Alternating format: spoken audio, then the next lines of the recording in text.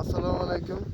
Ushbu loyihamiz O'zmilliy bank aksionerlik jamiyati Pastorg'om BXM hamkorligida Samarqand viloyati Pastorg'om tumani Yonbosor mahallasida 294-138 sonli konturda amalga oshirilmoqda.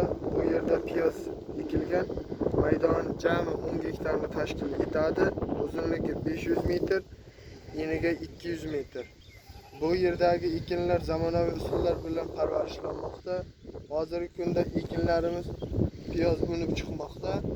Ekinlar yetishtirish 120 kun davom etadi. Yetishtirish jarayonida sug'oriladi va mineral o'g'itlar bilan oziqlantiriladi.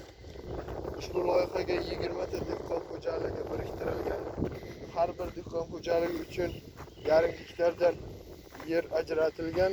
Loyiha samarali amalga oshirish uchun agregator Amirqulbobo fermer xo'jaligi biriktirilgan.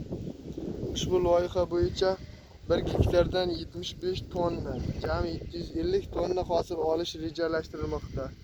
Mazkur ekinni yig'ishtirib olingandan so'ng ikkinchi ekinga ham yuqori daromadli ekin turini ekish orqali yer egalarining daromadini yanada oshirish amalga oshiriladi.